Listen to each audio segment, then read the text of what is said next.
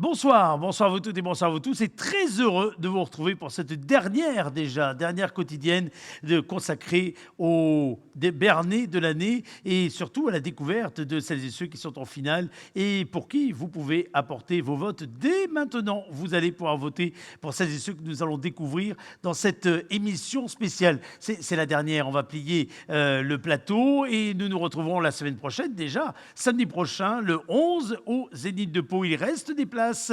Vous pouvez, si vous le souhaitez, réserver d'ores et déjà votre place sur le www.larepubliquedespyrénées.fr pour venir découvrir le palmarès complet, une grande soirée spectacle. On découvrira également les 2 talents de l'année en compétition. Ils se produiront en live sur la scène absolument merveilleuse du Zénith de Pau. Nous serons accompagnés par un parrain de renom, Meuréhed, dont on connaît les attaches béarnaises très importantes. Et puis, on découvrira également en avant-première les ressorts et les extraits de la comédie musicale « Je vais t'aimer » qui rend hommage évidemment au titre de Michel Sardou. Dans la grande discographie de Michel Sardou, Anne Pouchant qui nous accompagne ce soir. Vous préférez quelle musique, quelle chanson chez Michel Sardou? C'est quoi, vous? Le lac des Connemara? Qu'est-ce que vous préférez? Oui, c'est très bien les lacs du Connemara, ouais. Si, Surtout à 3h du matin. Ah, ouais, c'est ça, voilà. Je n'osais pas vous dire, c'était à cause de ça. Bienvenue, ma chère Anne. Vous allez participer à cette soirée, nous dire qui, parmi l'ensemble de celles et ceux qui ont fait cette année la une, l'ADER, ou bien qui ont fait l'actualité dans les pages intérieures de La République et de l'Éclair, la rédaction que vous représentez a choisi, et vous serez accompagné évidemment, comme tous les soirs, par celui qui coordonne l'ensemble, n'est-ce pas, de ce projet, Éric Belli. Bonsoir, mon cher Éric. Bonsoir. Bien, vous avez manqué tous les soirs à 18h, vous avez pris ce petit rendez-vous, c'est très sympathique. C'est la dernière, mais attention, soirée importante puisqu'on va découvrir la catégorie coup de cœur de l'année. Alors cette catégorie, comment la définir, Éric? Je vous laisse le faire, vu que vous l'avez imaginé. C'est une très belle catégorie. Merci beaucoup. On a voulu mettre en lumière un petit peu ces belles histoires qui peuvent passer un petit peu inaperçues par rapport à une actualité plus triste et surtout ou plus sérieuse, même si là il y a des sujets, vous allez le voir, tout à fait sérieux, mais c'est une catégorie qui met en avant l'humanité et les parcours de Béarnaises et de Béarnais qu'on a voulu ainsi récompenser. Alors, on va découvrir comme tous les soirs, maintenant on a pris l'habitude depuis une bonne semaine, on va découvrir comme tous les soirs vos chouchous, les 8 finalistes en tout cas, et vous pouvez, chers amis, voter pour l'une ou l'un d'entre eux, ou pour plusieurs d'ailleurs, qu'importe. Vos voix comptent doublement, d'abord parce que les 3 premiers de cette catégorie seront soumis au vote final et souverain de notre jury de partenaires, et puis parmi toutes celles et tous ceux qui ont recueilli le plus de voix, les 8 super finalistes concourront au trophée du Béarnais de l'année, le Béarnais ou la Béarnaise d'ailleurs de l'année. On y va? C'est parti. Petit jingle avancé.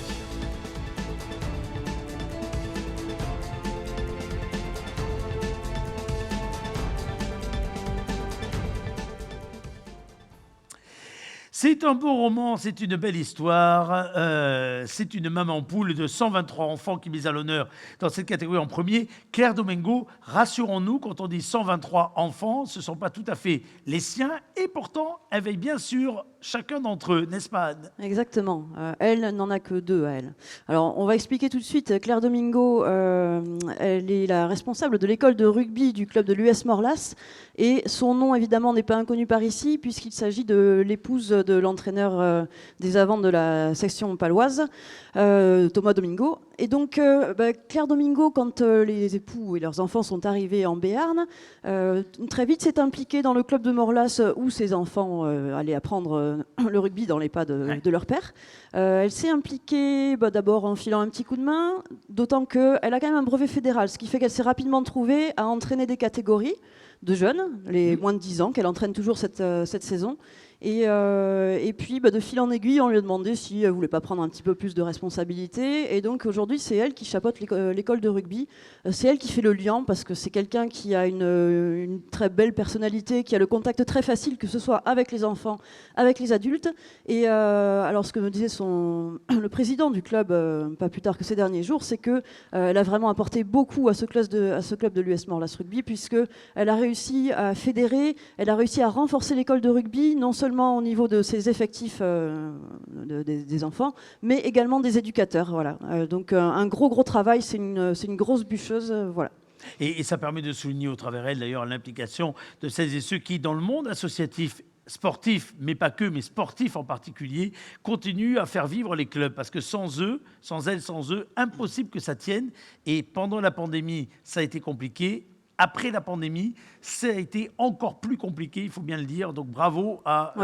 c'est un coup de chapeau à tous les bénévoles à travers ce choix de Claire Domingo, effectivement. Allez, redécouvrons maintenant, si vous voulez bien, la prochaine nommée dans cette catégorie, Sarah Treille-Dussert. Alors, ça c'est une histoire, je me souviens d'avoir lu, Eric, dans les colonnes de La République et de l'Éclair, qui paraît... comme cela, surprenante, et pourtant, quand on y regarde bien, elle constate finalement où elle peut correspondre à des tas de parcours de vie partout sur le territoire national. De quoi s'agit-il ?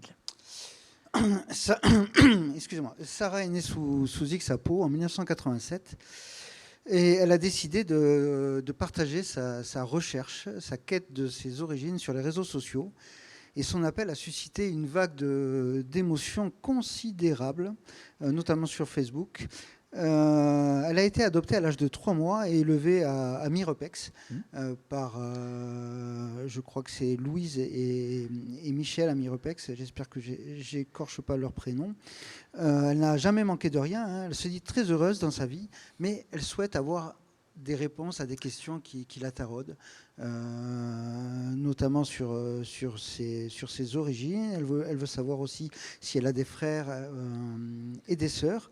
Pour l'instant, sa quête n'a pas abouti, mais déjà, Sarah estime avoir remporté une victoire, parce qu'elle a aussi sur son sujet, sur son dossier, elle a quelque part aussi libéré la parole de nombreuses personnes qui ont vécu la même histoire qu'elle. Et si parfois il y a des bons côtés aux réseaux sociaux, ce qui n'est pas toujours le cas, c'est aussi dans ces moments-là sur la mobilisation, l'espèce d'intérêt mais positif que l'on peut trouver justement à donner un coup de main, à essayer d'apporter sa pierre à l'édifice et de répondre à des questions personnelles. C'est ça, des gens lui donnent un petit peu des tuyaux pour avancer dans ses recherches. Elle a été en contact avec une certaine Émilie dans la Drôme qui est parvenue à retrouver ses parents après 9 années de recherche. Histoire coup de cœur, donc autre histoire coup de cœur sélectionnée, regardez, qui apparaît juste derrière moi sur cet écran, c'est l'histoire d'Éric Dandonneau. Alors, Éric Dandonneau, c'est son histoire, mais c'est pas vraiment son histoire. C'est aussi l'histoire quelque part de la section qu'il a souhaité mettre en avant, n'est-ce pas Anne ? Oui, voilà, c'est une histoire de rugby, donc c'est une histoire de cœur, de grande famille, comme on en rencontre très souvent dans ce milieu. Alors, Éric Dandonneau n'a pas que le rugby pour passion. Il en a fait, il a été licencié à la section paloise étant jeune. Ensuite, c'était un baroudeur, un amoureux de plongée sous-marine également. Et puis, de fil en aiguille, il est venu se poser à Pau, et il y a peu de temps, on lui a proposé le poste de concierge, de gardien du stade de la Croix-du-Prince. Et dans ce stade qui a subi de nombreux travaux, il a découvert un véritable trésor avec des licences et des photos qui étaient cachées dans des cartons et des licences qui dataient de plusieurs décennies. Et il a voulu mettre ces anonymes, puisqu'il ne s'agissait pas de grands noms de la section forcément, à l'honneur en tapissant le foyer foyer de On le voit foyer de la on le voit productrice. un peu ici sur la, Ouais, tout à fait. sur la photo, mais tout le foyer est tapissé de ses licences et de photos. Et je de crois, photos également. Souvenirs, voilà, tout Ouais, à fait. ouais, ouais. Et alors, Éric Dandonneau, on aurait aussi pu le classer dans la catégorie des créatifs, parce que ça ne s'est pas arrêté là. Une fois qu'il a eu fait ça, les dirigeants de la section, alors il y a notamment parmi le staff Sébastien Picroni et Monsieur Pozzo également, qui l'ont sollicité pour un autre projet, alors cette fois au centre d'entraînement Macron, où ils lui ont demandé s'il pouvait réaliser une fresque à l'attention des joueurs pour qu'ils s'imprègnent un petit peu plus de leur territoire, du Béarn. Et donc il a réalisé, parce qu'il est aussi un fanat de sculpture et de peinture, il a réalisé une grande fresque dans l'entrée du centre Macron où, Mathilde dit sur le style un petit peu naïf, mais voilà, on voit notre territoire avec des montagnes, avec le pic du Midi d'Ossau également, et également inscrit tous les clubs. Tous les clubs que compte notre territoire, tous les clubs de rugby.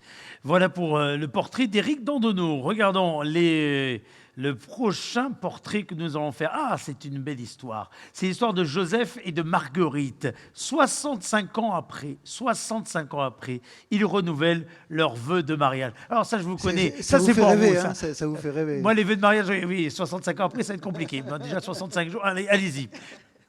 Alors, j'adore cette histoire. Joseph et Marguerite, ils ont un petit surnom d'ailleurs. Ils ont un petit surnom, c'est Jojo et Maggie. Jojo et Maggie pour les intimes. Et pour Parlez bien près du micro. Oui, Jojo et Maggie pour les intimes et même pour ceux qui ne le sont pas, tant ils sont connus à Bizanos, où ils ont renouvelé donc leur vœu de mariage 65 ans après. C'est les noces de quoi, ça, 65 ans? Ça porte un nom, question ça piège, merci. Non, Eric, non, je vous en prie.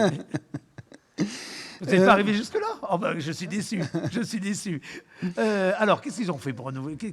Ils ont marqué le coup, parce qu'en plus, c'est tombé pile en période Covid, cette affaire-là. Enfin, déjà, c'est un formidable roman de vie. Mais comment est-ce qu'on arrive à fêter tout ça en pleine période Covid? Ils l'ont fait, on le voit là, dans toutes les conditions sanitaires réglementaires. Ils sont arrivés dans une superbe déesse noire. Je ne sais pas si on a la photo. Là, c'est moi qui vous piège peut-être. Non, là, on l'a pas là. Mais vous l'avez évidemment dans le contenu additionnel qu'il y a sous cette vidéo. Regardez, vous allez retrouver l'article avec la photo. Dont Jojo est très fier et ils se sont embrassés comme au premier jour. On me dit dans l'oreillette que vous aurez la photo tout à l'heure pour le tableau final. Magnifique. Ah oui. Bravo. Donc ils se sont embrassés comme au premier jour. Il faut dire que tout le monde le sait, mais ils étaient vraiment faits l'un pour l'autre. Ils sont nés la même année, dans la même commune, donc à Bizanos. Le jour de la cérémonie, le maire Jean-Louis Calderoni a raconté l'anecdote des fiançailles de Jojo et Maggie à l'époque, qui n'est pas piqué des hannetons, pour ainsi dire. Je sais que tout l'été, pas que l'été d'ailleurs, parce qu'on se marie toute l'année, vous avez toujours les photos, là, c'est une tradition dans le journal. Mais je savais pas très apprécié des lecteurs. Absolument. Je ne savais pas qu'en plus vous faisiez le petit côté Magazine People pour faire la première rencontre. Allez-y. Alors les fiançailles, figurez-vous que le jour des fiançailles, Jojo qui était au service militaire. Vous savez qu'on brûle l'impatience. Ça fait 3 minutes que vous êtes sur les fiançailles. Allez-y. Il était plutôt en froid avec sa hiérarchie, si bien qu'il était au trou, au newf, comme on dit. Il s'est évadé pour ne pas louper le jour des fiançailles de Maggie. C'est beau ça. Donc après, il a dû le payer par de nouveaux jours. Au Newf. Enfin, du moins à l'armée, parce qu'après, c'était le bonheur. C'était le bonheur avec Maggie. Ben voilà, très bien. Bravo à Jojo et Maggie. Vraiment, je trouve que c'est un très beau symbole de cette catégorie coup de cœur. Coup de cœur, 65 ans après. C'est vrai que Albert et Charlène, c'était pas l'année. Alors, continuons avec maintenant cette histoire. Cette histoire-là, c'est qui c'est qui en parle? Anne, c'est pour moi vous qui vais en parler. Alors, on va déjà expliquer ce qu'est le CEPAF. Alors, là, on va parler de l'antenne départementale du CEPAF, qui signifie donc Comité européen pour la protection des animaux. Voilà. Bon. Et donc, qu'est-ce qu'ils ont fait de spécial? Alors, ce qu'ils ont fait de spécial, c'est que malheureusement, il existe des poules pondeuses élevées en batterie, de façon intensive. Et ces poules pondeuses, ces poules, après 1 an et demi, on estime que c'est plus assez productive. Allez, zoup, à l'abattoir. Et donc, à défaut de pouvoir combattre cet élevage intensif, eh bien, le CEPAF 64 s'est dit on va au moins essayer de sauver quelques poules. Et donc ils ont récupéré des poules destinées à l'abattoir et ils ont lancé, alors notamment à travers nos colonnes, me semble-t-il, un appel à venir adopter des poules. Alors on venait chercher sa poule pour 5 €, allez hop, un petit don à l'association en passant, et on ramène la poule sur le parking du Zénith. Voilà, Ah c'est oui, ce qu'on peut voir fait. sur la photo, effectivement, Ouais. ça se passe sur le parking du Zénith. Et donc chacun pouvait repartir avec ses poules et ça a connu un franc succès puisque voilà, chacun a pu ramener sa poule dans son jardin, avoir des bons œufs. Vous êtes allé en acheter une? Non, je n'en ai pas acheté, non. Non. Après, c'est un petit peu compliqué parce qu'il faut aussi penser à protéger à cause de la grippe aviaire. Il faut installer les filets, etc. Et il ne faut pas avoir trop de renards. Il faut pas avoir trop de renards dans les parages non plus. Regardez pas Eric Belli quand vous dites ça. Je vous en prie. Grégory Le Thor, notre collègue du service des sports, a acheté, je crois, 2 poules à cette occasion-là. Paix à leur âme puisque le renard est passé. Très bien, ben, écoutez, je vous remercie d'avoir donné des nouvelles. Non, mais une opération très sympathique, en tout cas, qui méritait ce petit coup de chapeau. Continuons. Qu'est-ce que nous avons maintenant à découvrir? Mélina et Noël. C'est une belle histoire, ça aussi. Et au travers de cette histoire-là, d'ailleurs, il y a quelque part un message beaucoup plus général et généraliste, d'ailleurs, puisque Mélina, qui est la fille de Noël, est atteinte de trisomie 21, c'est bien ça, Eric, et elle a un credo, une volonté avec sa maman et son entourage depuis toujours, c'est de vivre une vie comme les autres. C'est ça. C'est d'abord l'histoire d'un lien incroyablement fort entre une mère et sa fille. Et avec au milieu de tout ça la trisomie 21 qui touche, il faut le savoir, 60 000 personnes Absolument. En France. C'est une très belle histoire parce que Mélina a suivi un début de cursus scolaire en milieu ordinaire. Puis après, elle a bifurqué vers les instituts médicaux spécialisés. Et après, son combat a été avec toutes les structures d'accompagnement qui existent et qui font un très gros travail dans le 64. Elle a cherché à avoir un travail dans le milieu classique. À s'épanouir dans le travail, absolument. À s'épanouir dans le travail. Tout à fait. On sort il y a quelques jours, des semaines qui mettaient à l'honneur d'ailleurs le travail des personnes handicapées. Et après un stage de 4 mois dans une crèche à Assat, elle a obtenu un contrat de travail qui lui permet de vivre à peu près normalement. Alors toujours chez sa maman, avec un petit ami, j'espère d'ailleurs qu'ils sont toujours ensemble, mais ça avait l'air il y a quelques mois de se passer très bien, avec la maman pas loin, mais en autonomie. Donc très très très beau message de Mélina et Noël qui contribue à changer un petit peu le regard qu'on peut porter sur le handicap. Et je crois que c'est un article qui a été assez lu, d'ailleurs, sur la version digitale du journal, au moment où vous l'avez publié. Tout à fait. Nommé donc dans cette catégorie des coups de cœur. Et puis nommé également dans cette catégorie, c'est une autre histoire de binôme cette fois-ci. Myriam Lollet, Cyril Messonave. Alors cette fois-ci, ce binôme, on reste dans le domaine des animaux, mais avec une approche très différente, n'est-ce pas, Anne? Oui. Donc Myriam et Cyril ont décidé d'agrandir la famille, mais ils voulaient de l'original. Et du coup, ils ont été sensibilisés à ce petit animal qui est pas si petit d'ailleurs, puisque c'est l'alpaga dont il est question. Ça doit être 1 mètre au garrot, 1 mètre 20. Voilà, mais un animal qu'on n'a pas l'habitude de voir dans nos contrées parce que il est originaire d'Amérique du Sud, comme la plupart d'entre vous le savent. C'est un animal, alors contrairement au lama, il se distingue par son poil qui est un petit peu plus fourni, qu'on peut utiliser aussi pour... Vous êtes calé, vous, sur la je connais par cœur. Je vois bien, chapeau. Et je n'ai pas encore été visiter leur ferme, parce que ce qui se passe, c'est que donc ils ont au départ acheté quelques alpagas, et leur idée, c'est de les multiplier. En tout cas, ils en ont fait un élevage. Ils en ont fait une ferme qui se visite également, c'est sur Malaussane. Leur idée est d'agrandir encore l'élevage pour pouvoir aussi produire des produits à partir de laine d'alpaga, donc que ce soit des écharpes, des petits porte-clés, pour ça, il faut déjà tondre les alpagas, il faut envoyer la laine à la préparation pour qu'elle soit prête à tisser, et ensuite c'est la maman de Myriam, je crois, ou de Cyril, enfin ça reste en famille, c'est la maman qui s'occupe de fabriquer les petits objets. C'est donc, oui, Eric. Oui, Ils ont une coupe sympa, hein, ça vous irait bien, Eric. vous parlez, oui, mais bien sûr. Mais remarquez, moi, au bout de 6 semaines, c'est à peu près ça. Ouais, je pense que c'est après la tonte, parce qu'on ne peut pas tout tondre non plus. Oui, alors pour moi, c'est avant. Regardez maintenant la prochaine famille mise à l'honneur. On est très famille dans cette catégorie. C'est la famille Van der Overa. J'espère que je n'écorche pas leur nom. C'est une famille XXL. Pourquoi ? Alors là, ça va vous faire rêver, là aussi, Eric. Imaginez une famille avec 11 enfants. Tout à fait. J'imagine très bien. Alors, eux aussi ont renouvelé Tout le monde sait que je suis un grand spécialiste dans la matière. Allez-y. Eux aussi ont renouvelé, ils s'appellent Cindy et Sébastien, ont renouvelé leur vœu de mariage. Ils s'étaient mariés, je crois, en 2003 à Ortofa ou Ortafa, ne me demandez pas où c'est. Ils sont arrivés il y a quelques années. C'est où hein C'est où Pardon, allez-y. Ils sont arrivés il y a quelques années à Fichus Ryumayu. Oui.